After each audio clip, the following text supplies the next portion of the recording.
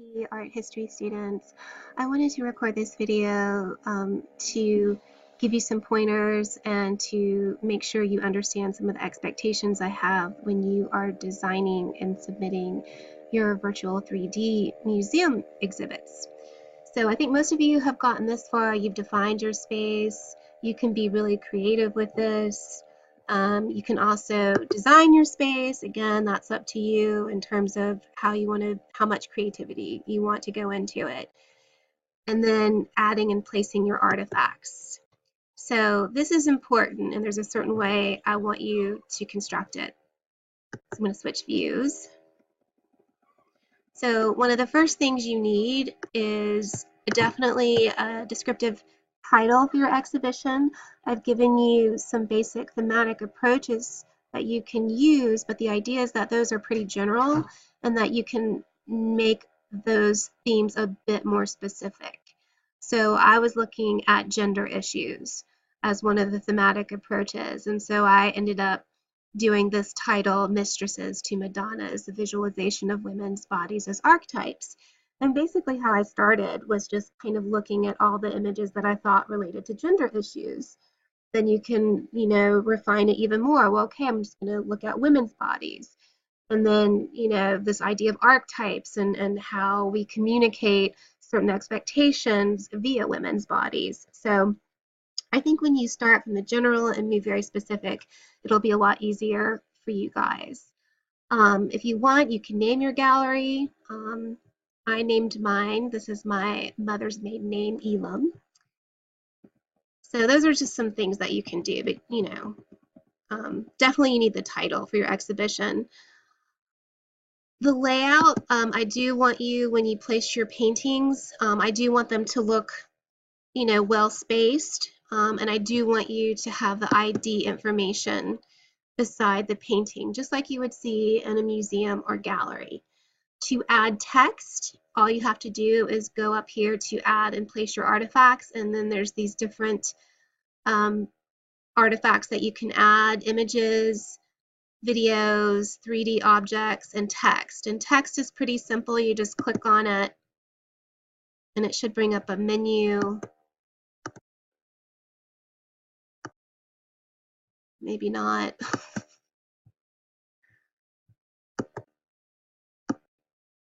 Oh, you have to hit add text. My bad. And then you type in the text. You can have it aligned different ways. You can do it to the left, to the right, center. And then you have to give it some sort of title. And then you can, once you have it, you can place it in your exhibition, and you can scale it and resize it like you do any of the images that you've been working with.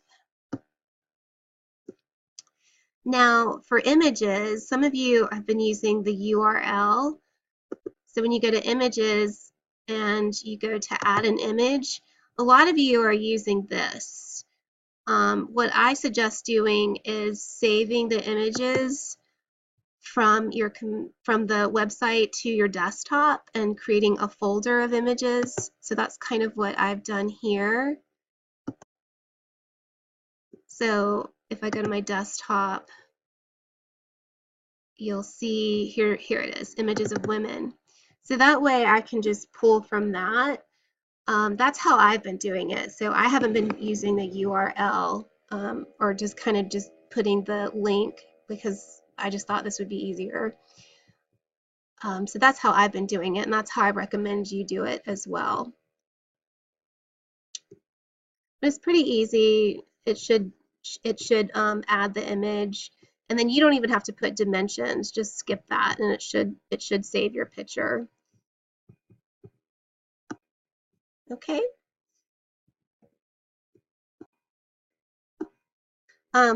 One thing I do want you to have, you can have frames with your pictures. You probably figured this out, but when you click on a picture, it should give you the option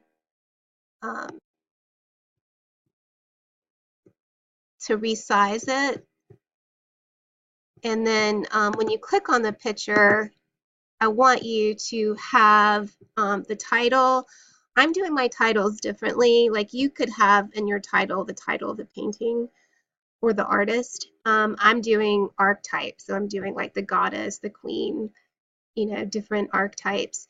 But I do want you in the description to have the full ID information and then some descriptive information about what the work is about, how it relates to your exhibit. And again, I don't mind if you cite from Khan Academy or some other website, but make sure it's reputable. I would just use Khan Academy. I think it's easier. And I did post a link on how to cite Khan Academy various ways when using their research. So please make sure you have that at the end. I will take points off if you don't. And then you can kind of go back and forth between these. Um, and then you can switch views as well. And so hopefully, yeah, and this is what should happen. When you click on an image, you can always edit it, you can scale it, and then also you can add these frames if you want. So I did add a couple of frames. You don't have to, but I think it adds a nice touch.